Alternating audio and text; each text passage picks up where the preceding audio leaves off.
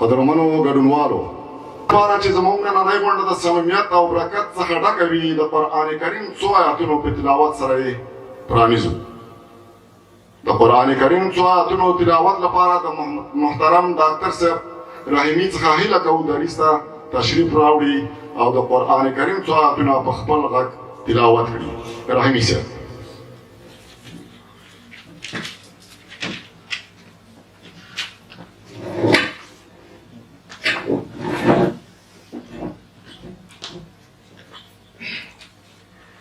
ډېرو درنو خویندو او ورونو، مشرانو، ځوانانو، السلام علیکم ورحمة الله وبرکاته.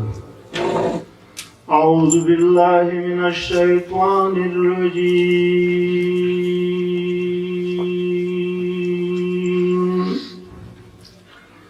بسم الله الرحمن الرحيم.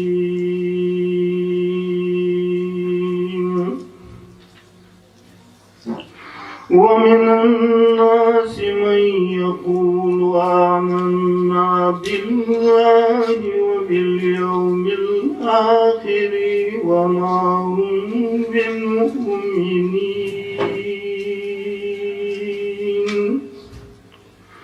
يخادعون الله والذين آمنوا وما يخدعون إلا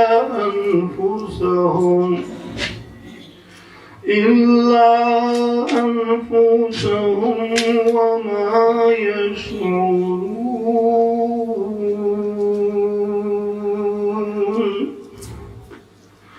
في قلوبهم مرض فزادهم الله مرضا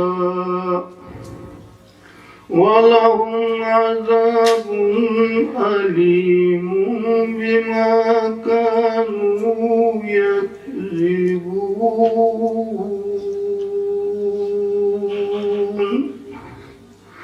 سبحان ربك رب العزة عما يصفون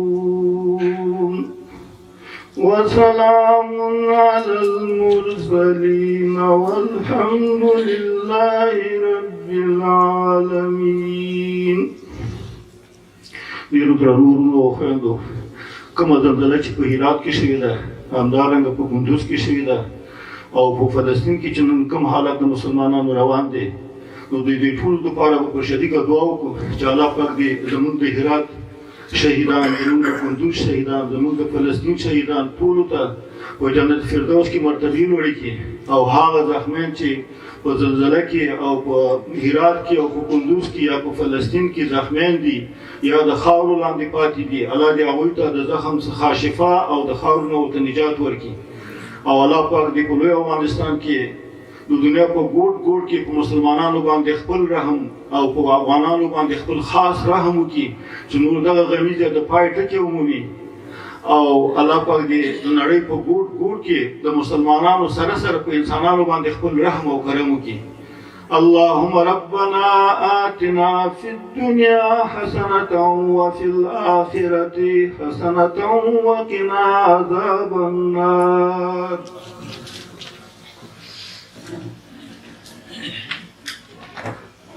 محترم رحیمی صاحب مولوی مولانا نحمده ونصلي على رسول الكريم. أما بعد، قال الله تعالى في القرآن المجيد والفرقان الحميد نون والقلم وما يسطرون. ډیرو درنو مشرانو، ورونو او خویندو، السلام علیکم ورحمة الله وبرکاته. ټولو دوستانو خبرې وکړلې په ټولو برخو باندې.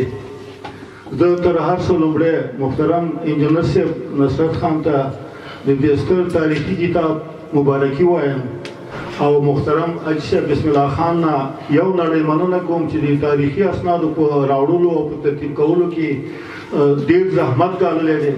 الله دې دواړو ته ډېر اجر ورکړي. حاجي صاحب بسم الله خان داسې نه چې یوازې په دې تاریخي لیکلو کې کومک کړی دی، هغه د ویلي د جومات مسؤل هم دی او د حضرت امام ابو حنیفه د جومات بنیاد کېښودونکی هم دی، او هغه ته په زرهاو زره کومک هم کړی دی.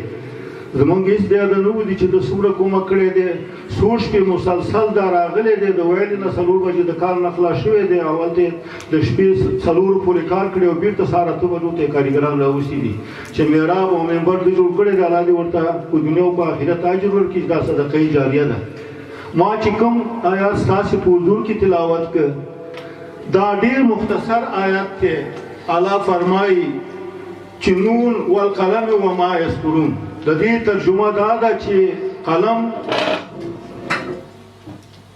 ډېر مهم دی الله قلم باندې قسم کړی دی او په هغې قسم کړی دی چې دا قلم څه لیکي اوس موږ دا قلم څنګه استعمال کړی دی ټول دوستانو ډېرې خوږې خبرې وکړلې ډېرې تاریخي خبرې وکړلې خو الله دې موږ ته په دغه دې خبرو د عمل کولو توفیق راکړي چې اوس موږ څومره په دې 50 شپېتو 40 کلو کې په دې څومره عمل کړی دی او څومره په ژوند کې راوستي دي ځکه دا وایي چې قلم عمل غواړي ویل عمل غواړي دا هېڅ وخت کې نشي کېدلی چې موږ یو څه وایو او هغه موږ په ژوند کې نه راوستي فقط غواړم چې دوستانو خو په ټولو اړخونو د وزیر محمد ګل خان خبرې وکړلې زه یې غواړم چې د قلم مطابق چې ما کوم آیات ویلي د ده په یو بیت باندې فقط یو څو خبرې وکړم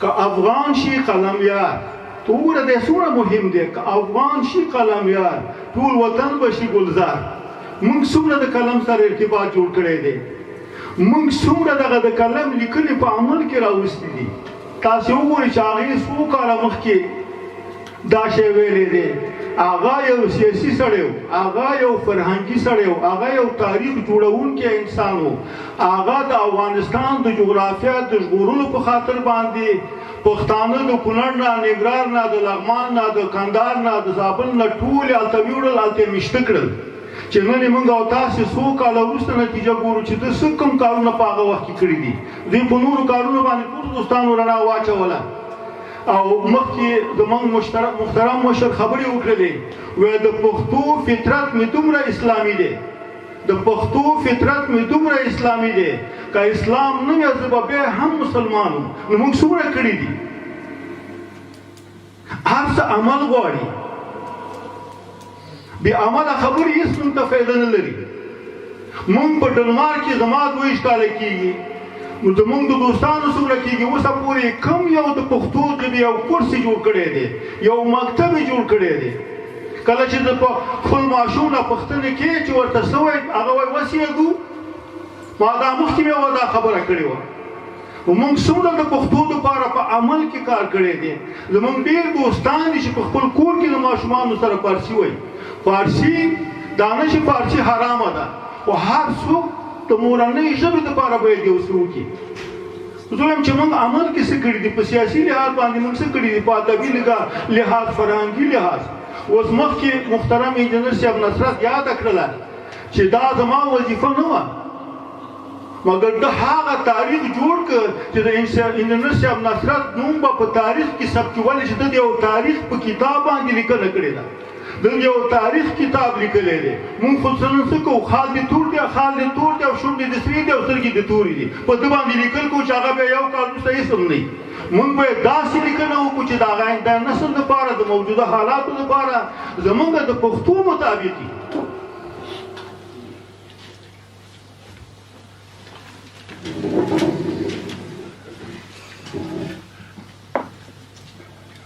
دا پښتانه پښتو ویل غواړي دا پښتانه پښتو ویل غواړي له پښتنو پښتو کول غواړي موږ څومره پښتو کړي دا مخکې محترم مشر ډېر زیات اشاره ورته وکړله موږ څومره دا پښتو په خپل ژوند کې راوستې ده دا پښتو اسلام دی دا پښتو زموږ مذهب دی دا پښتو زموږ کلچر دی دا پښتو زموږ ادب دی دا پښتو زموږ تمدن دی دا پښتو زموږ جرګه ده دا پښتو زموږ د ژوند په ټولو برخو کې یو ستر معلم دی یو ستر لارښوونکی دی موږ څه کولی شو د دې لپاره او څه مو کړي دي تر ننه پورې دا ډېر مهم دی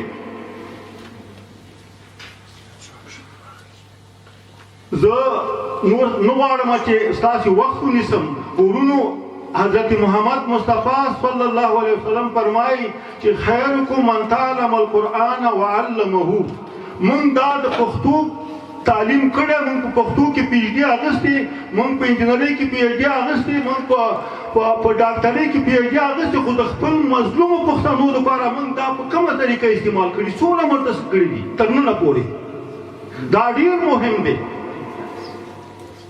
پښتو هوایي نه ده چې نه والا زه پښتو یم او زه پښتانه یم. راشه ما سره حساب وکړه تا د پښتو لپاره څه کړي دي. د پښتنو یو مجلسي ما سره وخت نشته دی، د پښتنو یو غونډه ما سره وخت نشته دی، یو فرهنګي غونډه ما سره وخت نشته. دا وخت به تا سره وروسته د مرګ نه پیدا کېږي، وروسته د مرګ نه به بیا پښتو لپاره ته خدمت کې خدمت داسې وکړه. هر افغان وزیر محمد ګل خان ځان نه جوړ کړي، هر پښتون ته ځان نه وزیر محمد ګل خان جوړ کړي. هغه موږ ته څه په میراث کې پرېښي دي؟ او که څوک په دې عقیده چې دا ازبک دی، تاجک دی، هزاره دی، پښتون دی، نه. الله پاک وایي چې ان اکرمکم عند الله اتقاکم. ما ته هغه څوک محترم دی چې هغه د الله نه ویریږي. هغه خلکو لپاره چې دا نفرت خوري، زمونږ دا شعار دی ورته چې پښتون، تاجک، ازبک، ترکمن موږ یو آزاد یو بدن. که سر مو لرې شي له تن موږ څوک بېلولی نه شي. موږ داسې یو مضبوط ملت لرو چې دا هېڅوک بېلولی نه شي، دې ته هېڅوک دا تخریبولی نه شي. موږ یو قوي ملت لرو، خو افسوس چې موږ رهبر نه لرو، نه په تاجک کې لرو، نه په ازبک کې لرو، نه په پښتون کې لرو. دا ډېر مهم دی چې موږ یو سیاسي رهبر پیدا کړو د خپل ځان لپاره. دا انسان موږ څنګه پیدا کړو، څنګه پیدا کولی شو؟ دا تجسس پکار دی چې موږ په عمل کې دا ثابته کړو. زه نور نه غواړم ما دا کمې خبرې چې وکړې دا ما په شعر کې یو څه لیکلي دي چې غواړم چې تاسې ته او محترم انجینر صاحب نصرت خان ته او حاجي صاحب بسم الله خان ته یې ډالۍ کړو.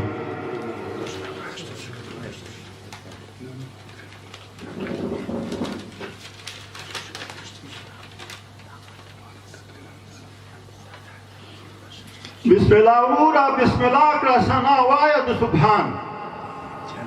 بسم الله ورورا بسم الله کړه ثنا وایه د سبحان. الله وایي لوستونکی او نصرت شه د افغان. داسې نصرت شه چې ستا نوم تاریخ ثبت کړي. هر شی په بسم الله کېږي او کوم شی چې بسم الله کوي هغه نه څوک نه کوي، هغه نه بیا ډېر خلک عاجز دي، د هغه په یو شي کې بیا څه نه وي. نو دا دومره مهم دی چې موږ په عمل کې باید څه وښیو. زلمی بلا زلمی شي چې لیکل پر تاریخ وکړي، زلمی بلا زلمی شي چې تاریخ پر لیکل وکړي. د افغانستان د بقا محور بقا ده د افغان. او الله وایي لوستونکی او نصرت شه د افغان. نصرت ولیکه، نور ولیکه چې څومره شي لیکلی. نصرت ولیکه، نور ولیکه چې څومره شي لیکلی. مبارکي د کتاب وایم د وزیر محمد ګل خان. دا ډېر مهم دی چې موږ قلم راخلو په دې باندې څه لیکو. د دې ذرې ذرې به موږ سره د لیکلو حساب کېږي چې موږ دا لیکل په څه باندې کوو. داسې لیکل وکړه چې دا د یو تاریخ برخه جوړه شي. دا په خپله د ستا نوم بیا تاریخ کې ثبت شي. دا تاریخ به د تل لپاره ژوندی اوسېږي. حاجي بسم الله خان چې کوم کارونه دلته کړي چې ما مخکې یادونه وکړه، دا صدقه جاریه ده. دا هېڅ وخت دا به خدای ناخواسته وفات وي، خو ده ته بیا اجر ورکول کېږي. حاجي بسم الله خان چې کوم کارونه دلته کړي الله ترې راضي دی، هم خوشحال ترې افغانان. الله وایي لوستونکی او نصرت شه د افغان. نصرت بلا زلمی که رحیمي ورسره مل شي، نصرت بلا زلمی که رحیمي ورسره مل شي. هر څه په بسم الله شي دا وینا ده د رحمان. هر څه په بسم الله شي دا وینا ده د رحمان. بسم الله وروره بسم الله کړه ثنا وایه د سبحان. الله وایي لوستونکی او نصرت شه د افغان. ډېره بخښنه غواړم چې ستاسو وخت مې ونیولو. الله دې وکړي چې موږ کې دا توان پیدا شي او موږ په عمل کې چې سوی او دا راولو. بې عمله هېڅ هم نشته دی. دلته ډېر دوستان مشران ناست دي، الحمدلله ټول پوهنوالان دي، ټول جنډالان دي. او موږ چې دا څه کړي دي، موږ د خپلې خاورې لپاره، د خپل وطن لپاره، د خپلې جغرافیې لپاره څه کړي دي. دا ډېره مهمه ده. ما دلته د خپل ځان د خوا نه محترم حاجي صاحب بسم الله خان ته زموږ د حضرت امام ابو حنیفه د جمعه د شورا د خوا نه، زما د فامیل د خوا نه، زما د خوا نه هغه ته یو دوه تحفې ما راوړي، یو محترم انجینر صاحب ته او یو محترم حاجي صاحب بسم الله خان ته. که هغه څوک راوړي، زه د محترم استاد ګلا جان نه په ډېر احترام هیله کوم او محترم جنرال صاحب چمتو نه په ډېر احترام هیله کوم چې راشي او د ستاسو ټولو په نمایندګۍ باندې دا ګلان زما د خوا نه یو حاجي صاحب بسم الله خان ته ورکړي او یو محترم انجینر صاحب ته ورکړي.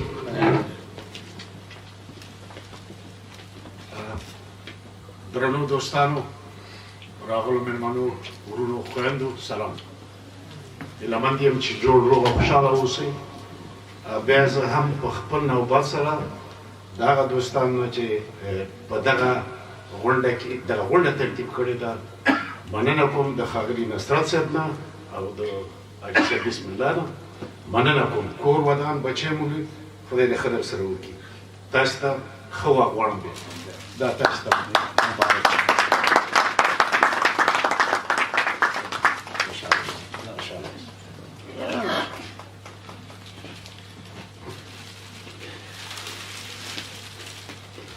دوستانو سلام. د انجینر صاحب نصرت نه مننه، زحمت یې ګاللی دی، تکلیف یې ایستلی دی او دا بریالیتوب ورته پر نورو چارو کې غواړو. الله دې ژوندی لري. حاجي صاحب بسم الله خان هم نه راته دې الله اجر درکړي چې تاسو خپله ارزماني مجاهد دفاع خپله سخته رسولې ده.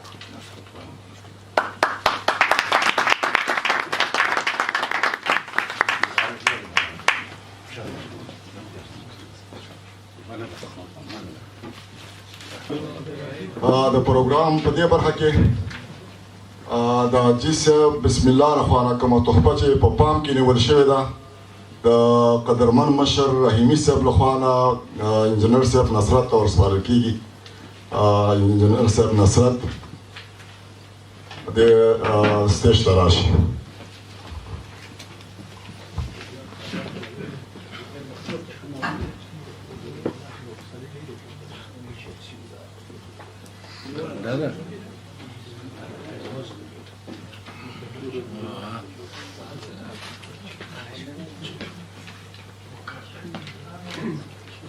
ډېرو محترمو دوستانو، مخکې موږ تاسې په تور او په قلم باندې بحث وکړلو د پښتنو په ویاړ باندې. توره او قلم چې سره یو شي کړي طوفان، توره او قلم چې سره یو شي کړي طوفان، واوره په دې پوشه چې اوچت به افغانان. دا دومره مهم دي چې انشاء الله الحمدلله د هر افغان سره توره او میړانه یې کړې ده. هر افغان سره قلم دی او په قلم باندې د خپل فرهنګ او ادب څخه همیشه دپاره دفاع کړې ده. الله دې همیشه موږ توریالي او قلم والا ولري. نو دا تحفه د محترم حاجي صاحب بسم الله خان د خوا نه تیاره شوې ده او دا به محترم انجینر صاحب نصرت خان ته ډالۍ کړو.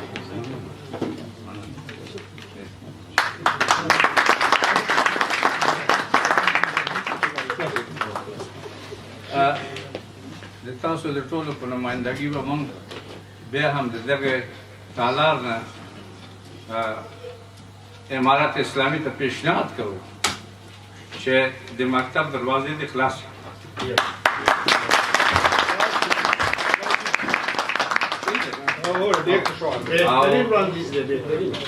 او د ټوپک په ځای د انتحاري په ځای قلم د خلکو ته حاجي صاحب مننه تاسو نه ډېره مننه.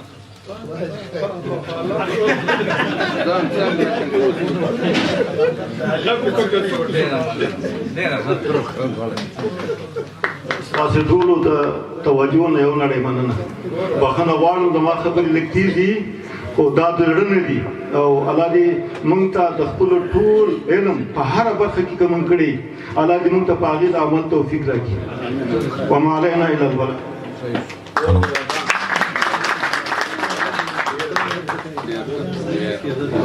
زه افغان یم بدلولی مې څوک نشي زه افغان یم بدلولی مې څوک نشي غلام نه یم خرڅولی مې څوک نشي زه د حق په لار د خپل منزل په لور یم زم په وړاندې ستنولی مې څوک نشي د پروګرام په دې برخه کې د ډېر دروند مشر ښاغلي عبدالمبین